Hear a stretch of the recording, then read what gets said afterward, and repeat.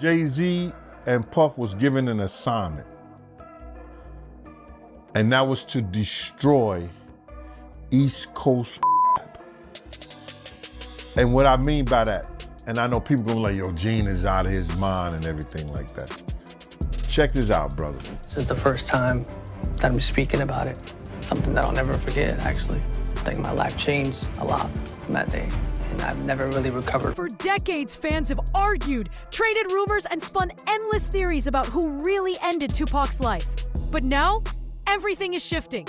Someone from the inside, someone who was actually there, is speaking out.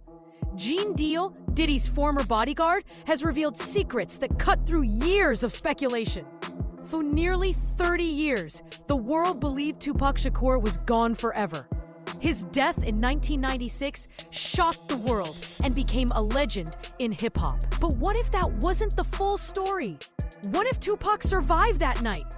Gene Deal's recent hints online are reigniting the question fans have asked for decades.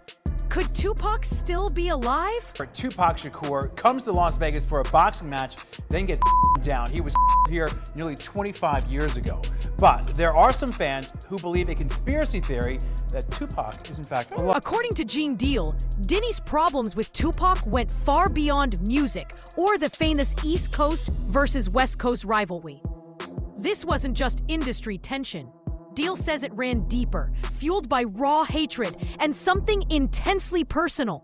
What started as competition turned into a bitter grudge, one that left scars no fan ever saw. Check this out, brother, is that New York rappers was getting 800 to 1.2 million, or some larger than that, and sign with labels back then. And they was getting a lot of money to make albums and records. When they had guys down south that these labels was paying $250,000, $300,000 on record deals, and these guys was bringing back platinum albums and everything like that. So what they had to do was, they had to keep... If Gene Deal is telling the truth, Diddy didn't just see Tupac as competition. He wanted him gone. And here's the chilling part. This isn't street gossip. These are the words of a man who was with Diddy every day, traveling, working, seeing everything firsthand. Deal says the threats were spoken out loud, not whispered, not hidden, just blunt and cold. Tupac was a target. And when you add the old court files, Diddy's name keeps appearing, linked to payouts, bounties, and his rage over hit him up. Suddenly, what once sounded like rumors starts to feel like pieces of a dark puzzle falling into place. Sean had to take responsibility for what he did as an individual. Sean is the one who pulled that gun out. Sean is the one who shot.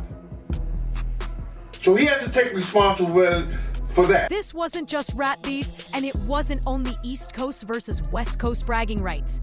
It was business, betrayal, money, and pride colliding into a storm. Gene Deal makes it even darker.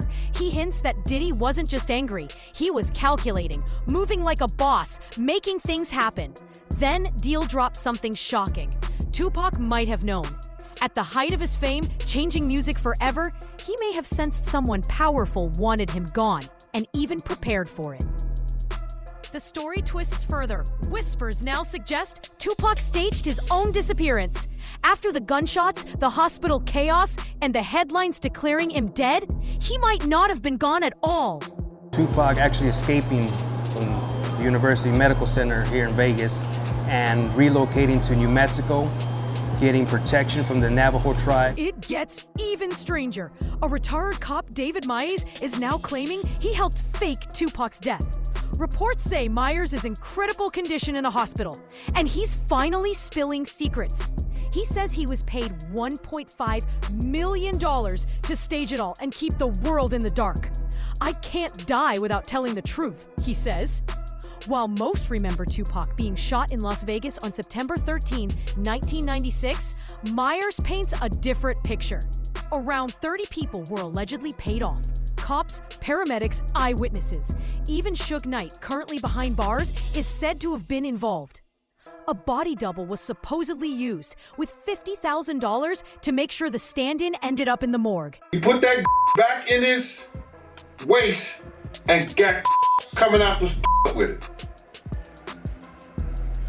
Puff had enough security there that they were supposed to handle that. That wasn't Sean. His theory has been around for decades, but when you look closer, it starts to feel less impossible. Why wasn't Tupac wearing his bulletproof vest that night? This was a man who wore it just to go to a club. Yet at a Tyson fight, where tensions were sky high, he left it behind. Was it overconfidence or part of a bigger plan?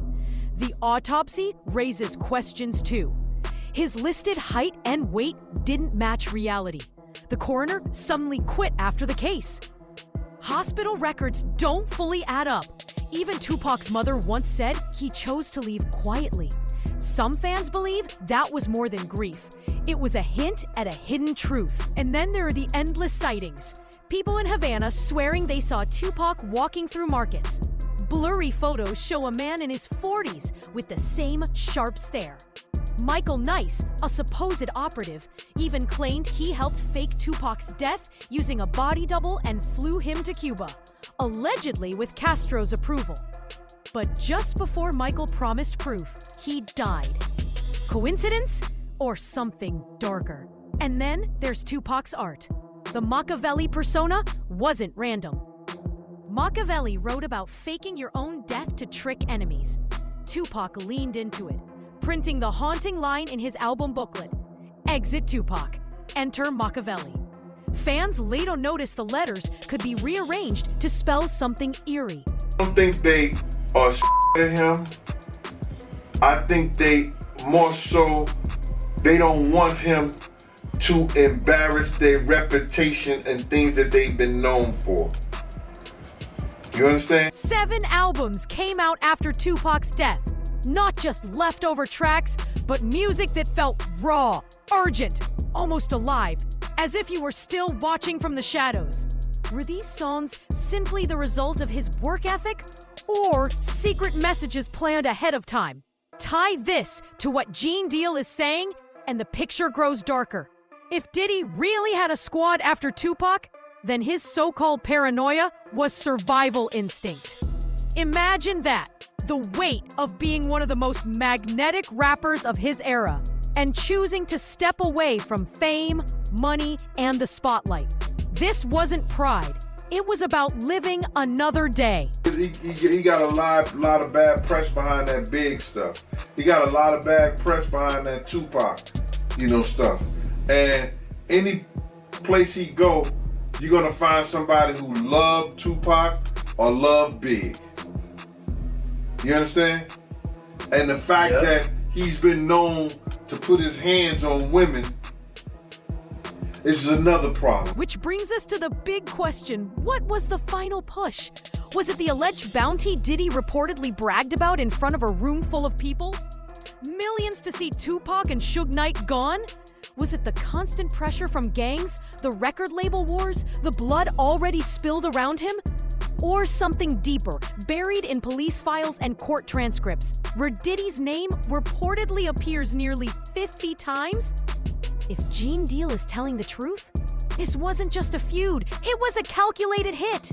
And if Tupac really chose to walk away, then everything we thought about September 1996 could be just the start of a far stranger story. The story gets darker. Insiders whisper that Diddy wasn't acting alone. Behind the image of the superstar was a hidden inner circle, almost like a secret squad whose job was simple: silence the problems money couldn't. Enemies, critics, inconvenient voices. Normally, talk like this sounds too wild, but when so many witnesses tied to Tupac's case or Diddy's recent scandals vanish, back out, or stop talking, it stops feeling like coincidence. Even now, in Diddy's current trial, one woman known as Victim 3 suddenly disappeared. Her lawyer dropped out. Prosecutors admitted she might never testify. Was this bad luck or the same quiet machinery Gene Deal warned about decades ago?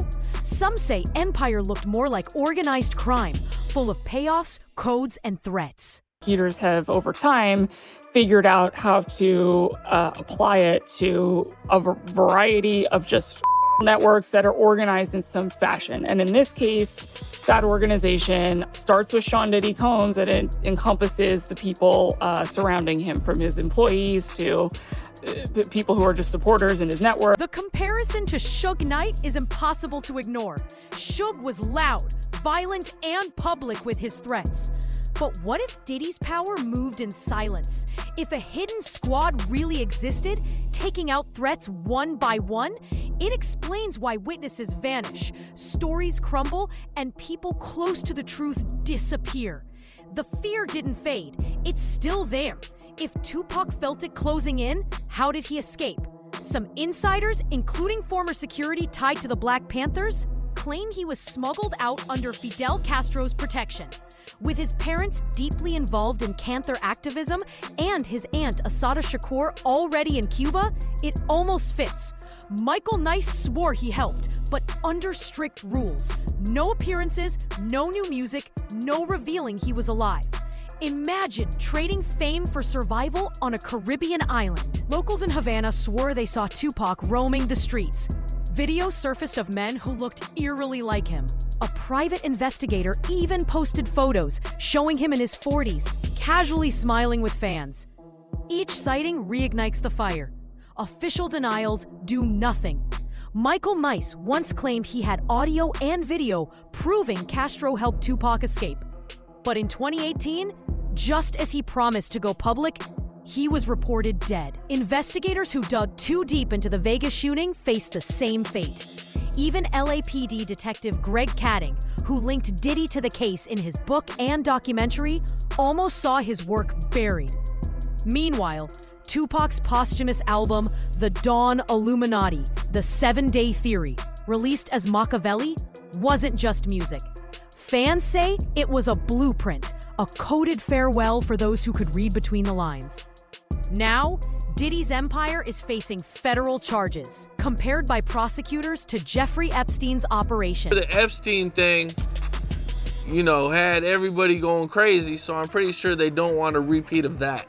Especially at the same place. Raids on Diddy's homes revealed more than luxury cars, cash, and champagne. They uncovered disturbing stockpiles, allegedly linked to his infamous freakouts. If these charges hold, he could spend the rest of his life behind bars. And in the middle of this downfall, Tupac's shadow resurfaces. Investigators are connecting the dots between the violence of the 90s and today's scandals. Back then, insiders tied Diddy to plots against Tupac. Today, prosecutors call him the architect of a machine built on loyalty, fear, and silence. The parallels between the East Coast-West Coast war and the current indictments are chilling. Bad Boy Records might not have been about music. It could have always been about control. The whispers of $1 million bounty on Tupac suddenly feel like part of a larger, calculated blueprint. Fans are left wondering, could the fall of Diddy's empire finally expose the secrets long buried? When federal agents raid mansions, follow hidden money, and collect evidence, they aren't just cracking one case. They're unraveling an entire machine. And as it unravels, old mysteries, including Tupac's fate, could resurface. Once the face of glitz and unstoppable success, Diddy now looks like a man who built his empire on darkness, hiding behind the flash. If he truly had a secret squad and funded $1 million hit, Tupac's 1996 ending might have been anything but final. A calculated move in a high-stakes chess game. The threats, cover-ups, and whispers all fit together, leaving one haunting question. Was Tupac gone forever? Or is he out there waiting to resurface?